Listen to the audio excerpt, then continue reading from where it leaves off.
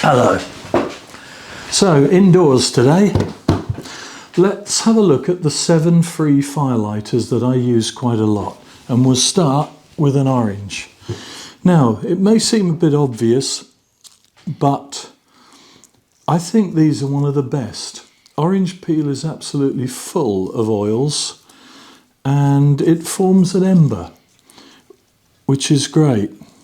Now, there is a trick to it, and I think the first important thing, don't just peel it randomly, don't just peel it in bits. This peel's a bit thin actually. The trick, if I can do it, is to peel a little star. If you can peel a little sort of starfish, there we go. There you can see that.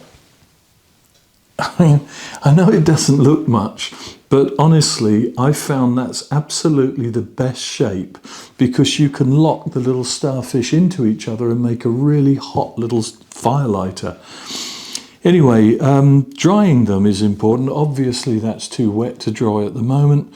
So if the range behind me is on, then I'll dry them. They can't go directly on any part of the sort of black area because they'd catch fire. But on top of the silver covers, that's warm enough to dry them, but they don't scorch, they're fine.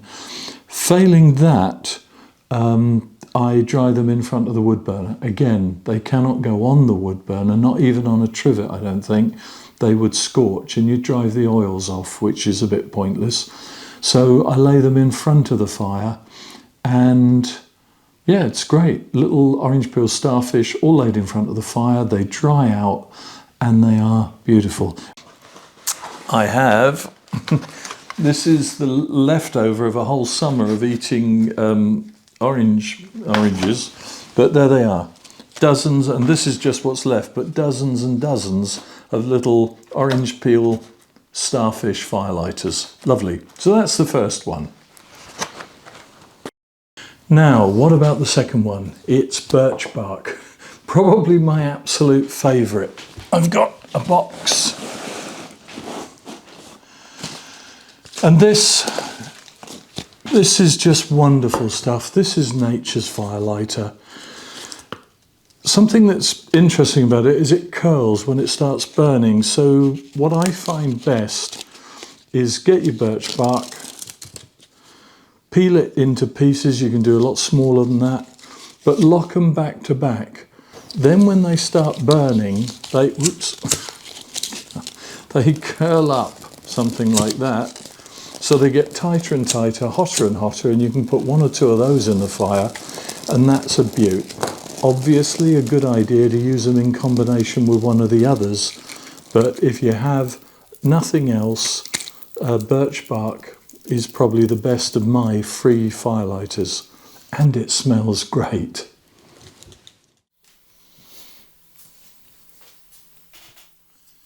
My third favourite is pine cones. I love going out in the forest to get them, and they are superb. When they've opened like this, it's like dozens of tiny, tiny bits of kindling. Now they do need a bit of help. So at the moment, I'm using some wax off a cheese, really good cheese. Anyway, cheese wax, could be candle wax, could be anything, and some slithers of birch bark.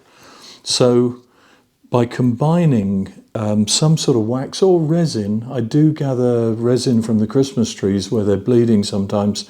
So a bit of spruce resin, a bit of wax, something or other, and some bits of birch bark, really sort of tuck it in, make a sort of, I don't know, like a miniature bonfire, I suppose. But they are so good. Just 1 cone will set fire to get your fire going, even a top-down fire, and 2 cones, wow, you're away. But it's fun. It's fun doing this. And yeah, when my children were younger, they would help, sort of.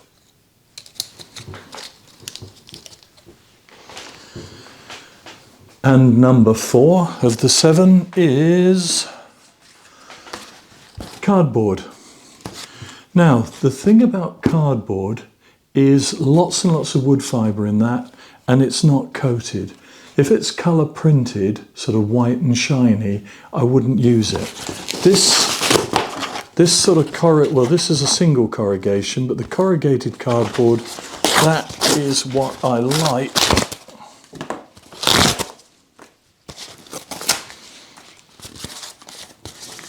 And then you want the edges to be as rough as possible. So tear that, sort of shred it. I don't know what you could say that's like, but you're giving it as many edges as possible to catch and really get going. And you can either make them double-sided, single-sided, but really sort of make like a little flower or like a little Christmas cracker with your cardboard. But don't just lay it on flat. That's the thing that wouldn't work. It's got to be made into little tubes with the ends shredded, little twist in it, hold it all together, and you've got like a little firewood log. Again, I would use that in mixture with something, and it needs to be really dry. And staying with cardboard for a moment, I want to bring in my fifth favourite, number 5, and I'm not going to win any cute awards for this, but it's toilet rolls. I collect the whole summer's toilet rolls because everything I just said about tearing up cardboard boxes or something, the toilet rolls are ready made. They're nice little tubes. They're a reasonable good, well, they're good cardboard in that they're not coated. There's no clay in them. There's no inks or dyes in them. So they're perfect. Anyway, a bit mucky, and not everyone's going to be happy with this, but let's have a look. I don't even know if they're in camera. Yeah, they are. Great. Here we are then. Winter's just started. Here's the toilet roll. Now, you could shred the ends a bit. Why not? But what I find works is crush them. That hole is too big. There's too much air in there. It's just too far apart. So what I do is just collapse the tube. And I always put them on at a slight angle because when the bottom starts burning, you get like an accelerant. You get a miniature blast furnace effect, but it burns from the bottom. Again, it's simple and hot. You can use 2 or 3, use them in combination with a little bit of cheese wax or something, and they leave an ember. As I say, not everyone's cup of tea, but a favourite of mine.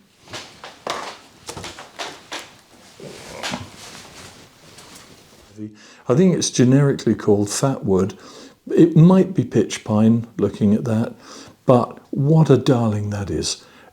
Oh, I can't even count how many fires that would light for me. So the technique with this is take your bit of Fatwood, cut off a slither and make it a fairly long one, something like that. And 2 or 3 of those. 2 or 3 of those would be enough.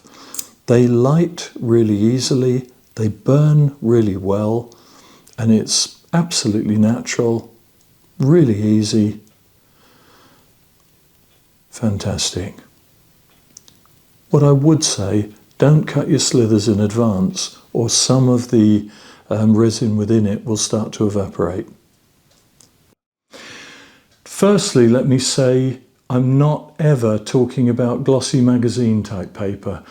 Or supplement paper, where it's glossy, shiny, got colour photographs and colour print. That paper is coated probably with China clay to make it take print well. So you've got lots of different inks, you've got China clay, it's really not very good. But newspaper is much better. I know loads of people use it, they just screw it up in a ball or something. I think we've got other and more interesting ideas than that. Whoa. Not burning that, it's the king. Right. Now, just before we start, I will say that in my book, I talk about this quite a lot because it's really important. And here, the folds I'm just about to show you, they're in there, and it's nice because it's old knowledge. The first fold I'm going to show you was my mother-in-law. She told me that when she was a little girl, she would be sat down with newspaper and told to do this fold. It's a concertina. I think I've used a double thickness of paper, and I think it should have been single. But anyway, that's the first bit. So you do this sort of zigzaggy fold, and then the really clever bit. Start in the middle and fold it at right angles. And then carry on. Right angles, right angles, right angles. And you, if I don't mess it up, I tell you, hers were a lot neater than mine. Hers were perfect little kindling sticks she'd made. Anyway, oh, come on. God.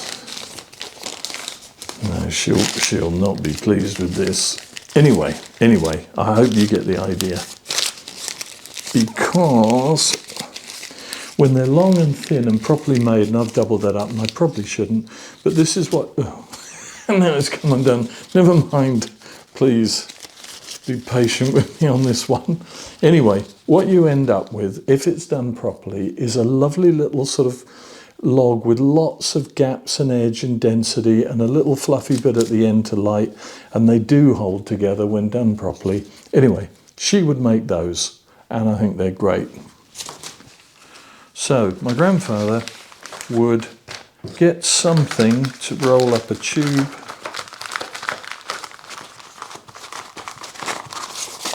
make a tube, and then he would bend it. It would be a tighter tube than that, but he'd make a little tube, bend it, and put a twist in the ends. And I think if you're really good, you can twist those ends together. Now that should have stayed in a tube shape. I tell you what, I need more practice on these. But that's what my grandfather used to make. And the third one is like a little Christmas cracker. Is to make a much bigger roll. We're getting near the toilet roll there in a way. And just make a little tube and fluffen up the ends. So, my 7 favourite firelighters, they're fun to make, they're part of woodcraft. Nothing is worse in living with wood fires than not being able to light your fire quickly. So you need firelighters that really work. And yeah, and the other thing, just going back, giving my grandfather the last word, he was very fond of the saying, waste not, want not. And I agree with him.